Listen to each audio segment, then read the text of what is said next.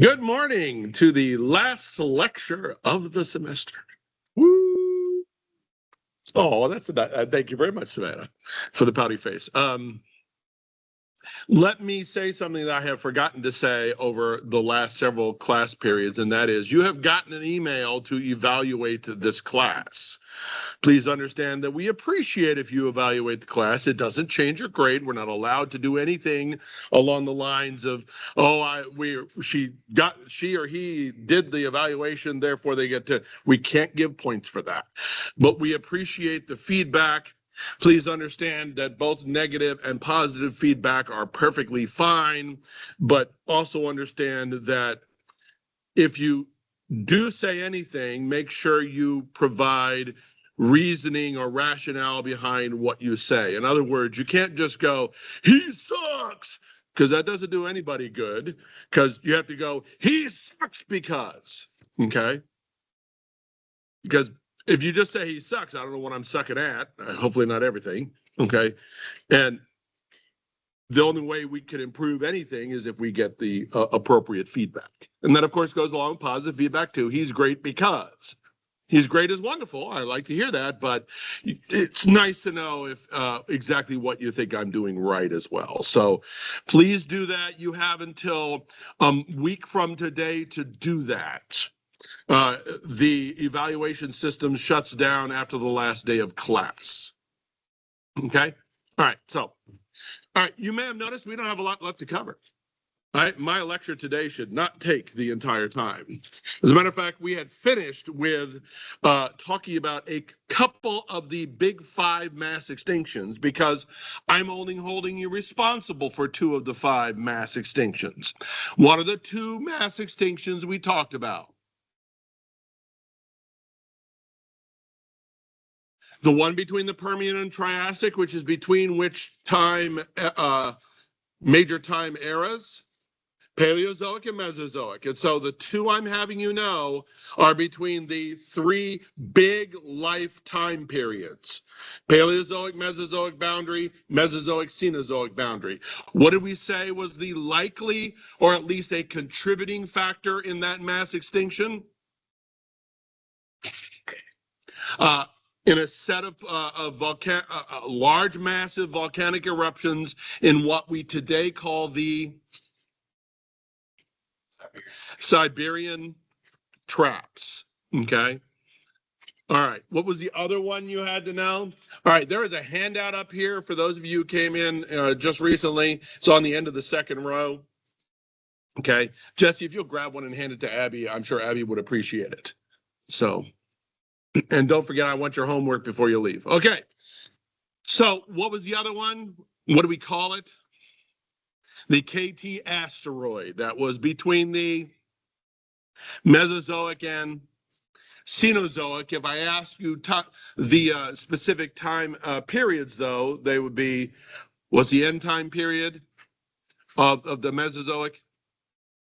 Cretaceous and Paleogene. Okay. Now, the KT, I explained that was Cretaceous spelled in German, starts with a K, and T for tertiary time period. Okay. So it's not the easiest thing to pick out why it was named that, but that is what it was named. Okay. Which one of those was the biggest? Is the one at the end of the Permian. That was the absolute biggest one ever that we have recorded. Yes? You with me? Okay. Now, all extinctions take place during mass extinctions, true or false? Oh, that's false. There's extinction. Something will probably go extinct today, unfortunately. Okay. I'm just saying. All right. If you've had conservation, anybody in here have conservation? Yeah. Uh, there's no more depressing class on campus in the biological sciences than conservation. Okay. And you probably are aware that hopefully nothing will go extinct today, but it's certainly possible that something will. And things go extinct all the time, and that's the point. Okay. What do we call that kind of extinction? It's the next thing on your review sheet. It's called background extinction. Okay. It's just the extinction that's going on, not during mass extinctions. Okay, it's just called background extinction. Has the level of background extinction increased in the last 200 years?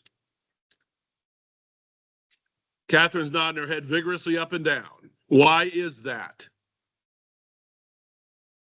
That's because of us. Okay. As a matter of fact, some would suggest that we are in a period of the sixth mass extinction, driven by something very different than the other five, and that would be us. Yes, I can't get through a biology class without saying at some point humans suck. Okay. And in many ways, we really do. We have destroyed all sorts of things on the face of the planet. Now, humans can do good things too. I'm not saying that. Take the conservation class. We know that humans try to do good things some of the time, but there's plenty of humans that just suck. Our impact. I am happy to say that I'm not happy to say because I have some nostalgia associated with it. But sort of happy to say that my Ford Expedition finally died at 508,190 miles. Okay. Because I downsized to a Ford Escape SUV, which gets double the gas mileage. And so my carbon imprint is now reduced to some extent. Now, I still drive everywhere, and I'm fully aware that I have a big carbon footprint. Okay. But I'd like to think that I at least somewhat negate some of my carbon footprint by doing some other good thing. I'm getting off topic. Never mind. Anyway, the thought is we may be in the sixth mass extinction, again, driven by humans. Okay. All right. And I suggest you read the middle paragraph on page 718 because it discusses the human-driven mass extinction that we may be in. All right, the last thing that is discussed in the chapter, and I think it's a worthwhile discussion, although what's funny is that this is another time when, you know how I said that, there are two schools of thought on how organics got here. One is that organics evolved here, chemical evolution, or we were seeded from space. Okay. And I said, but that's really just one argument in the sense that even if we're seeded from space, that just means they form somewhere. And you still have the same argument. Well, how do they form? Okay. And of course, it's likely that our organics are both. That a lot of them probably evolved here, but we know that there's organics in the meteorites and stuff that do strike the earth. So, it's kind of a weird argument to have because it's really just the same argument. Well, I'm going to point out that this argument that is also a rampant argument is also a kind of a stupid one. Don't say that to other high-powered biologists. Dr. Adams says this argument's stupid. Well, actually, you can say that to them. Okay.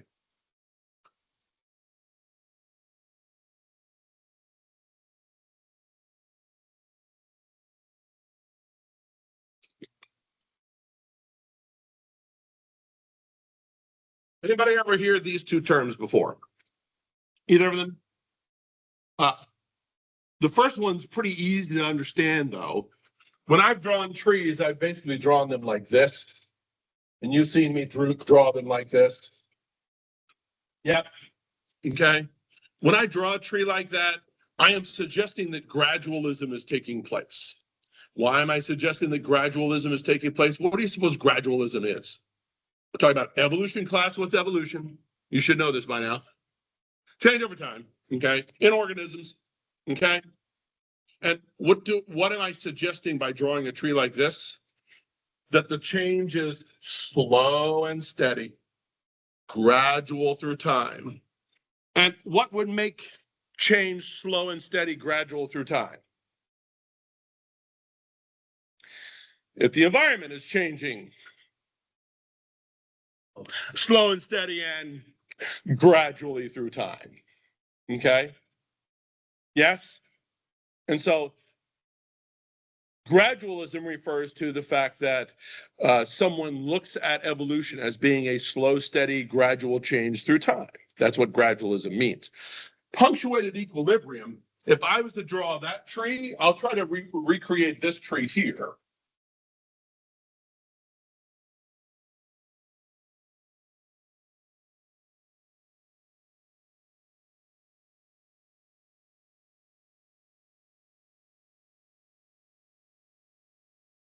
That would be the same tree drawn from a punctuated equilibrium perspective.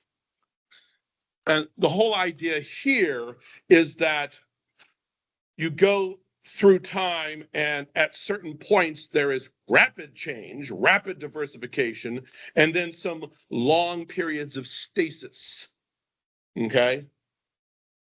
Have there been times in the history of the earth, or are there times in the history of the earth now, where there is relatively long periods of, I'm not saying not changing at all, but relatively unchanging environments, and then a rapid change in that environment? And that should lead to speciation taking place something like this. You understand what I'm saying? The idea is that we have a long period of stasis, and then rapid change and diversification, and then long periods of stasis. Okay, so same tree drawn from the two different perspectives. Okay, now people literally have had shouting matches over, no, it's mostly gradual, no, it's mostly punctuated equilibrium. And my point would be, this is a dumb argument. Why is this a dumb? Why am I saying this is a dumb argument? Well, have there been periods of time where major change in the environment has been slow and steady? Yes. Have there been periods of time where environments have experienced rapid change? Yes. Have there been periods of time somewhere in between that, like gradual and then more rapid and then gradual? Yes. What's my point? How fast should speciation occur? However fast the environment is changing. And sometimes it's changing slowly, and sometimes it's changing a lot more quickly. If you can't change enough as a species, you will go extinct. Okay? But my point would be, both of these ideas probably hold plenty of merit. It's just that sometimes the environment's changing more slowly, other times it's changing more rapidly. But I at least wanted to arm you with this information, because if you continue on in biology, especially if you continue on in biology, wherever evolution is discussed, you will hear this argument come up. And I wanted you to be armed with the information. Okay? And do you understand why I said I think it's kind of stupid? It's like, the organisms are going to change however fast the environment is changing. Okay? The only limit they have in terms of their change is how fast mutations can occur at a rate that provides them with the ability to adapt. And if they can't have enough mutations that allow them to adapt rapidly enough, then off of the living planet they go extinct.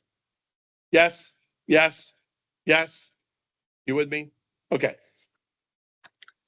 Now, that basically finishes my discussion of chapter 18.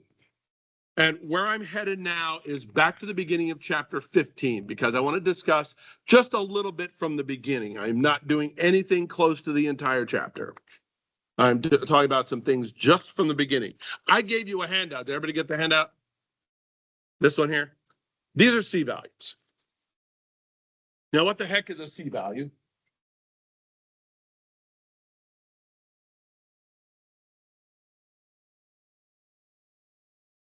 What the heck is a C value? Anybody ever heard of a C value before? The answer is maybe not. You might have heard about it in genetics, okay, but maybe not. Well, if you look at your sheet, you can figure out what a C value is. Because what a C value is the total amount of DNA in an organism in terms of base pairs. Okay. Now you will notice it says C value in kilobases, which means if you go down to the human, it says 3,400,000. Well, a kilobase is 1,000 bases. So that would be, you just add 3 more zeros to it and you get the total number of bases. You understand what I'm saying? So it's 3,400,000,000 is what it is. Now, actually, this was, you'll notice the source is 1991. So this is an old source. The number of kilobases for human beings is more exactly known, and it's down to about 3.15. billion bases, but this still is ballpark. Okay. And the whole point of this is not for you to memorize the numbers. The whole point of this is to show you that C values vary incredibly across organisms. Okay. And the other thing that should become apparent immediately is that C values are not correlated. They're not correlated with complexity of the organism or phylogenetic placement or anything like that. They're all over the place. You'll notice that there's even, let me see here, there is a ciliate near the bottom of Paramecium with 1.9 or 190 million base pairs. And there's another ciliate that's bigger than us, a different Paramecium. There's two Paramecium here, and they vary by 3 orders of magnitude in terms of their total amount of DNA, or 2 orders of magnitude by their total amount of DNA. And one of them has more DNA than us. And that's a little single-celled organism. Okay?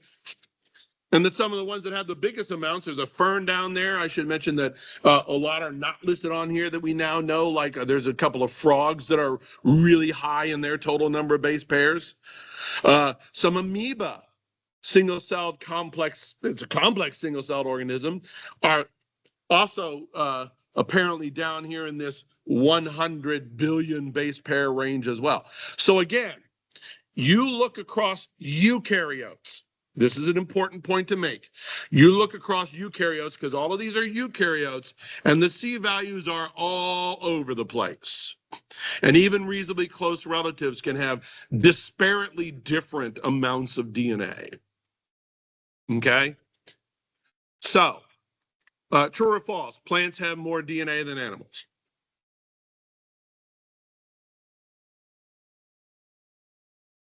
I could say it the other way around and the answer would be the same. False.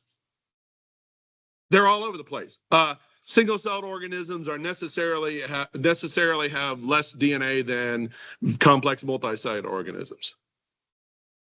False. Eukaryotes have more DNA than prokaryotes. That's true, but prokaryotes aren't on this sheet. Okay? You with me, everybody? Fungus. Fungus has more DNA than either animals or plants. False.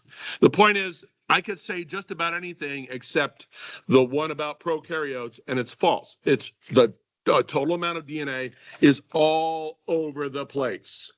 You with me, everybody? All over the place. And again, you'll notice of the organism we might consider most complex in some ways, humans, is right smack dab in the middle of this list. Yep. Yep. There's newts, there's lilies, there's lungfish, there's ferns, even tobacco plants have more DNA than we do. Okay? Yep. We good? So, the whole point of this sheet is not to memorize any numbers. The whole point of this sheet is, again, to say amount of DNA does not correlate with complexity of the organism or phylogenetic placement. You can have very closely related organisms, like I said, 2 Paramecium on this list, with 2 orders of magnitude difference in their DNA. Yep. You with me? Okay. So what is all that DNA? What is all that DNA? Well, this is something that's discussed at the beginning of chapter 15, and I think it's very interesting and important to understand what's going on with the amount of DNA that's in your cells. Okay? And we're going to start with this. How much of your DNA is coding DNA versus non-coding DNA? And you know what I mean when I say that, yes? So if I was to ask you, you have, true or false, you have more coding DNA than you have non-coding DNA. Oh, that's false, okay? As a matter of fact, as you're gonna find out, the only organisms that have basically mostly coding DNA, prokaryotes, okay? I have a graph to show you.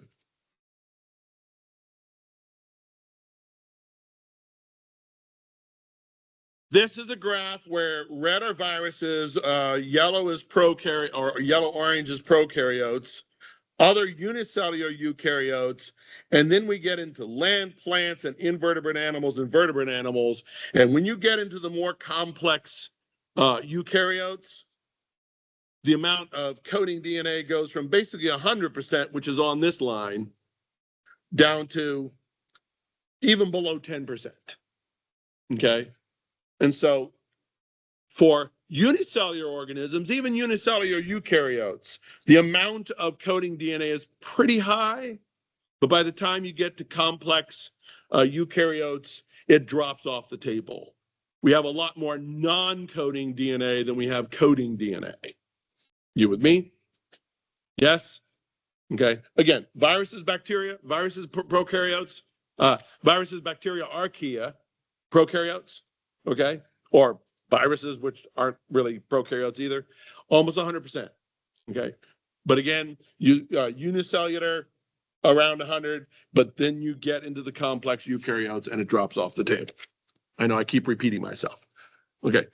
So what I'm saying, therefore, is that most of your complex organisms have a lot of non-coding DNA. Now, what's in the non-coding DNA?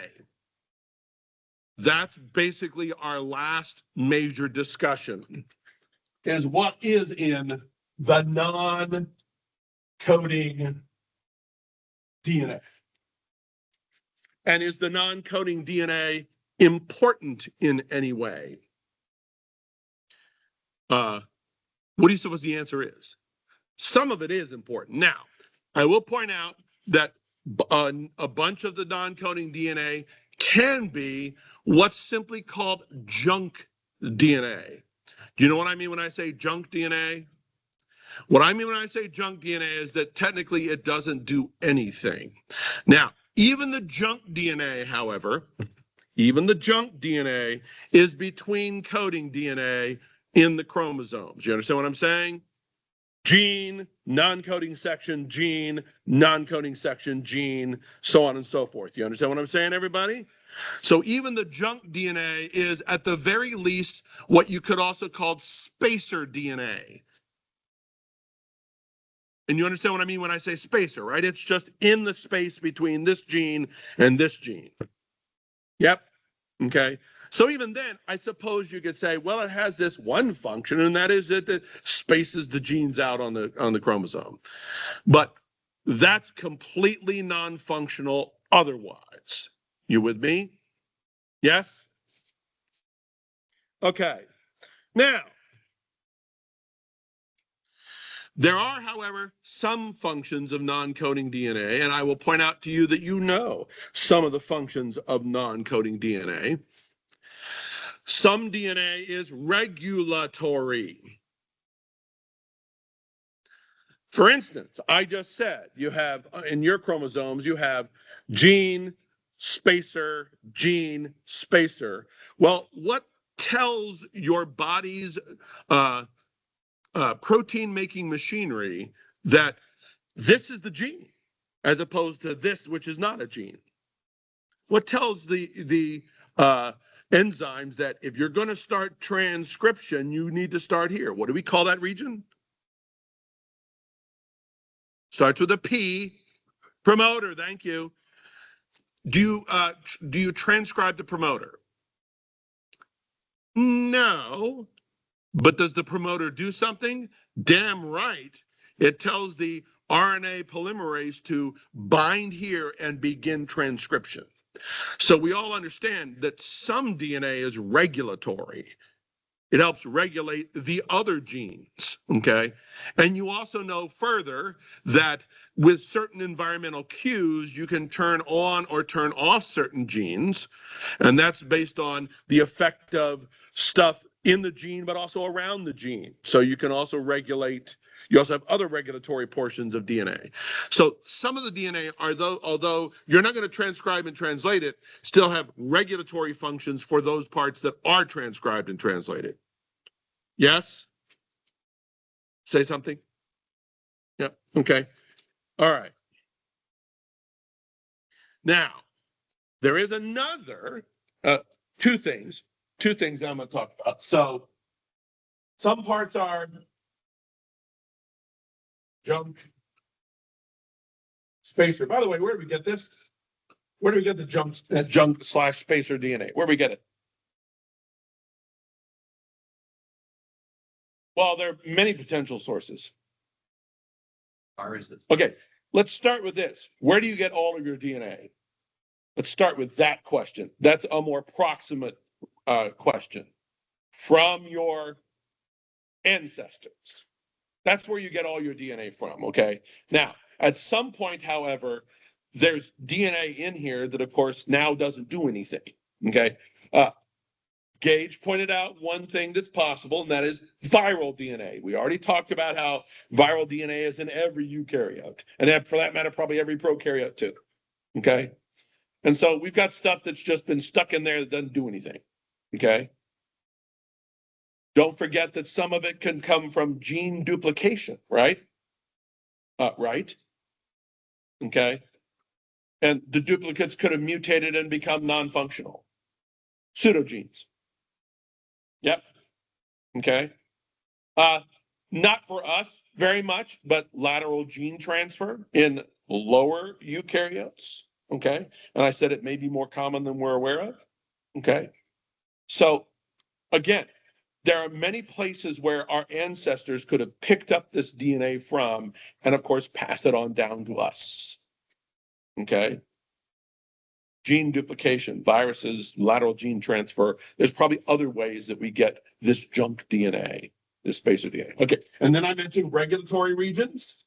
Regulatory regions. The next part I want to mention, however, is mobile elements. Non-coding mobile elements. How many people have ever heard of transposons? That never came up in your genetics class? Okay. If you see this word, transposons,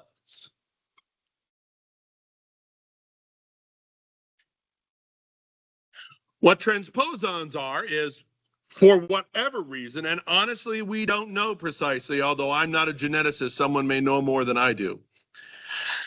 Little pieces, little sections of DNA may literally jump from here to here. This chromosome to that chromosome. We've already said that DNA does tend to break apart from time to time, but that the pieces of DNA are sticky and they'll stick right on back into another piece of DNA. Yes? But this seems to be something that actually is happening on a regular basis, and we're not absolutely certain why. Okay? And there's a second diagram in your textbook that shows contribution of mobile genetic elements to the DNA of the total genome size. And again, unicellular eukaryotes, prokaryotes aren't on this, okay? But unicellular eukaryotes, but then you get up to land plants and vertebrate animals and stuff. It's pretty low for a lot of them, but some individuals have some really high numbers of mobile elements just jumping around in the genome. What are they for? We don't know. Can they actually disrupt gene function? And the answer is, yeah, occasionally a transposon will insert itself right into the middle of a functional gene. Okay? So it's functionally another mutation to that gene, if you will, where, book, okay? I will, for instance, remind you that the CCR5 delta 32 mutation, what was that? What gene was that for? It was for one of the receptors that the viruses can bind to that it transmit HIV. And because it's messed up, it doesn't allow the HIV virus to attach to helper T cells. Well, what did the delta 32, what was that? Does anybody remember what delta 32 meant? 32 base pairs deleted. I would bet you that was a little mobile mobile genetic element that hopped out of the gene. Okay. Now, normally you're not going to have mobile elements inside genes, so that probably wasn't like one of the mobile elements that normally hops around. But functionally, that's probably what that was a piece just went bleak out of the middle and went somewhere else or got deleted, or got lost. Okay. So again, mobile genetic elements, we're not sure what they're doing, but they exist and exist in high percentages in some, not lots of organisms, but in some organisms. Okay. And represent a high percentage of the non-coding DNA. And then there's one more that we have talked about that you know about. What's the one more that we have talked about that you know about? And the answer is you're going to tell me. When you transcribe, you or any other eukaryote, when you transcribe, is what you transcribe, is that exactly what you translate? Christiana's not shaking her head back and forth saying no. Why not? Because the transcript has introns in it. The transcript has introns in it. That means, in essence,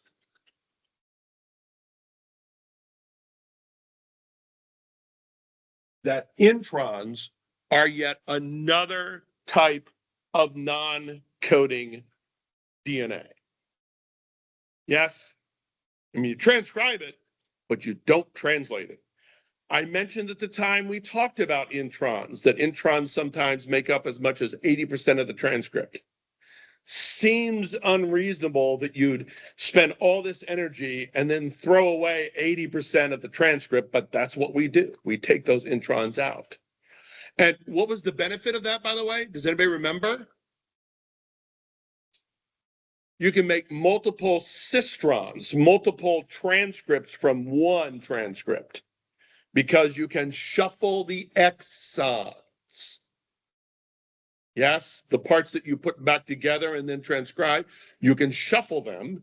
And I mentioned that's one of the reasons why the estimates for the number of genes it takes to make probably any organism, but humans as well, has gone down over the years, is because one gene can actually make multiple related transcripts and proteins.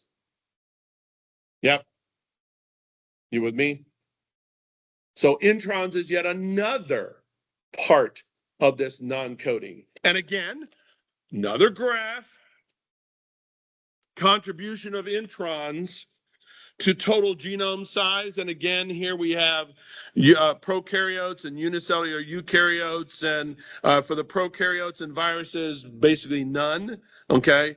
But then the unicellular eukaryotes. And what's interesting is there are some bacteria that, or some prokaryotes that are a bit higher, but then we get up here into the eukaryotes, and there's sometimes a significant portion of the non-coding DNA that is introns. Okay? Yes? Now, does the sequence of the introns matter? Let me say that again. Does the base sequence of the introns matter?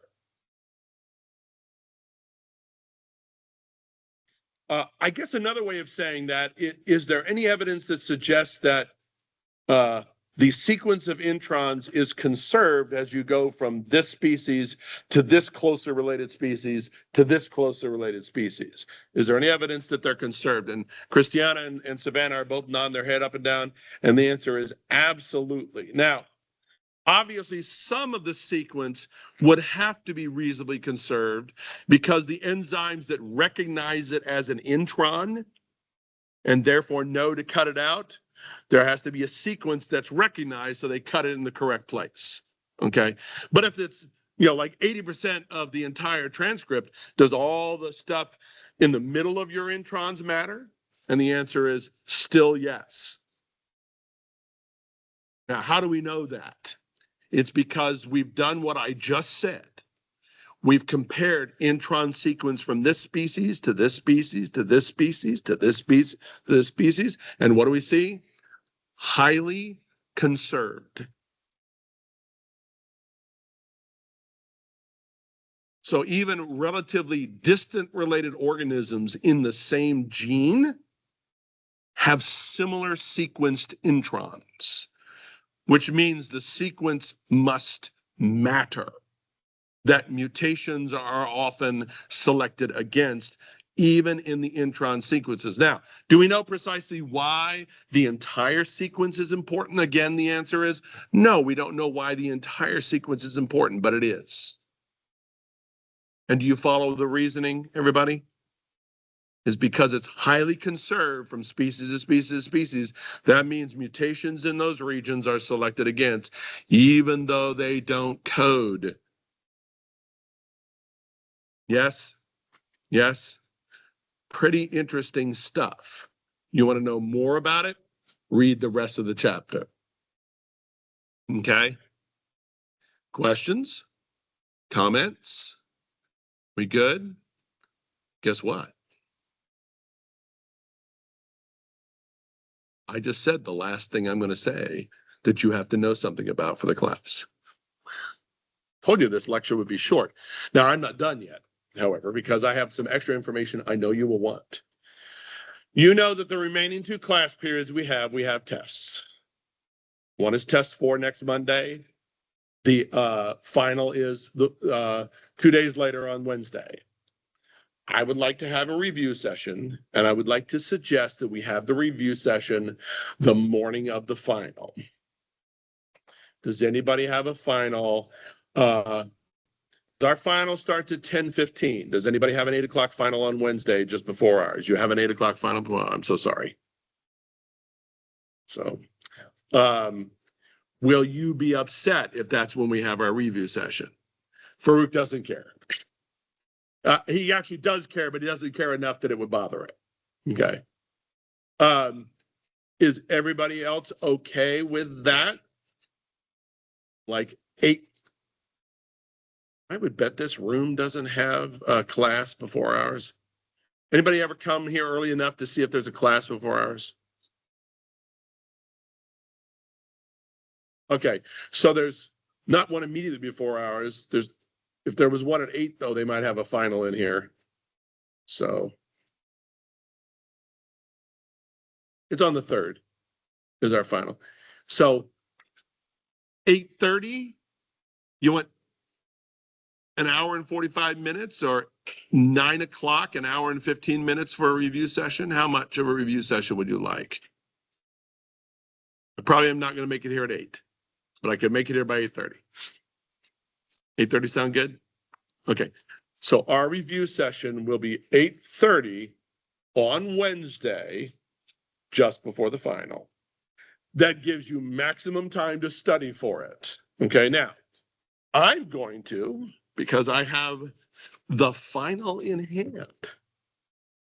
Okay, I'm going to tell you the matching sections, what functional things you have to do for me, like what math and what phylogeny kind of things you have to be able to do for me. Okay. Yes, matching sections. Evolutionary mechanisms. In other words, I have genetic drift, mutation, directional selection, gene flow, polyploidy. Those are my choices. Do I need to say them slower? Genetic drift, mutation, directional selection, gene flow, polyploidy. Those are my 5 choices. I will give you some example or some concept, and you'll explain or you'll tell me which one of those match up with that circumstance. Yes, Hala. I am. Yeah, you can go back. I am. Time period matching. I give you an event, you tell me when it occurs. Now, we're going to have one of those on test 4 as well. Everybody hear what I just said? So a matching section on timeline on both test 4 and the final. Okay. Yes. Now, probably not the same events. Funny how that works. Okay. And on one of them, it might be like Paleozoic and Mesozoic, and the second one might be Mesozoic and Cenozoic or something like that. Okay. but you don't know which is which, and you don't know what I'm asking on it, so you need to learn the whole smear. That's why I gave you this homework assignment, was to sort of get it started in your mind that you need to know these events. Okay. Those are the two matching sections. The math you need to be able to do. Hamilton's rule. That's the easy one. Bless you. Okay. Hamilton's rule. Everybody remember Hamilton's rule? What was Hamilton's rule? B times R minus C. Okay. That's the easy one.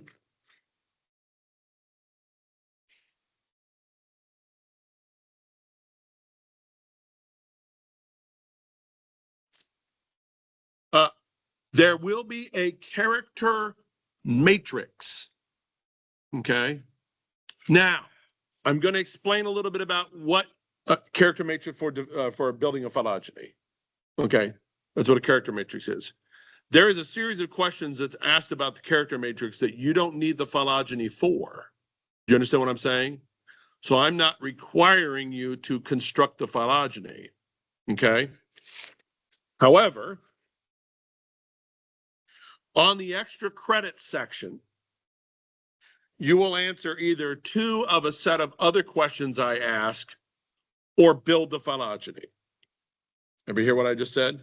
So you can take the character matrix, and if you want to, and you can remember how, and you do a good job at it, that phylogeny is going to be worth more than the other two extra credit questions combined. So if you're good at it, you can get more extra credit by constructing the phylogeny.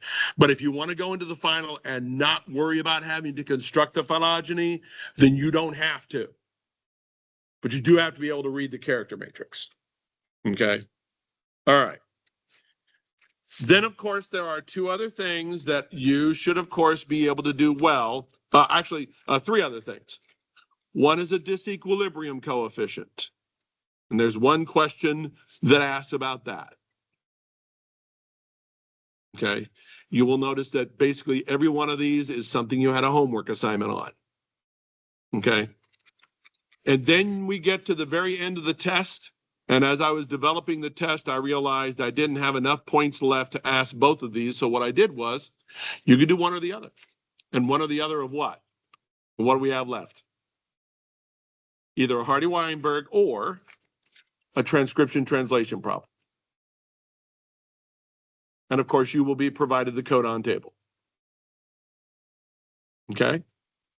You with me? So depending on how you want to go, you can either think, okay, I need to study the Hardy-Weinberg really hard. And of course, it will be like I did before, where I'll do like red, pink, and white. I'll give you numbers. You have to count the alleles. Okay? Yes? That type. Okay?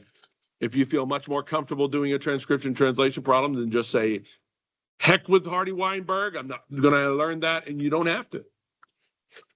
How nice is that? I give you a choice. Okay? You with me, everybody?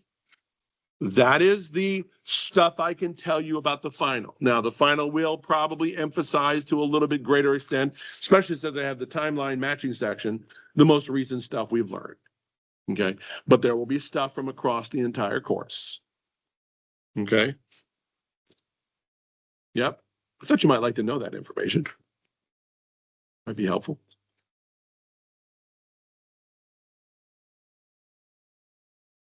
Okay. So our review session will be 8:30, this classroom, December 3rd. Okay?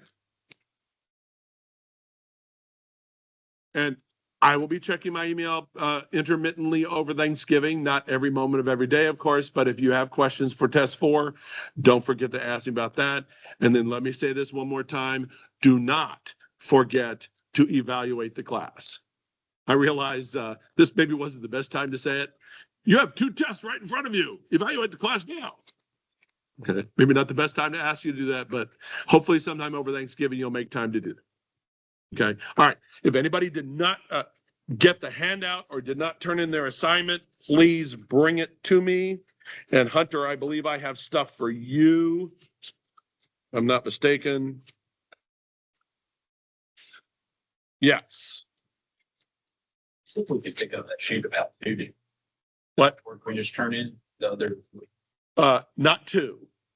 In all fairness, the homework, I have somebody who's making up a lab practical at 2, which means I probably won't have this assignment graded. I may not even have it graded before I go home today. So you need to pick up the homework assignment. If you want to pick up the timeline assignment, pick it up tomorrow morning around 10 would probably be safe. Okay. Or after. I could do that. I could just put the key in the homework assignments on Georgia View. Is that the easiest? Is that easier? Let's just do that. I mean, you can pick it. I mean, you still pick it up if you want sometime after 10 tomorrow. Okay. Oh, did I give you? No, I didn't.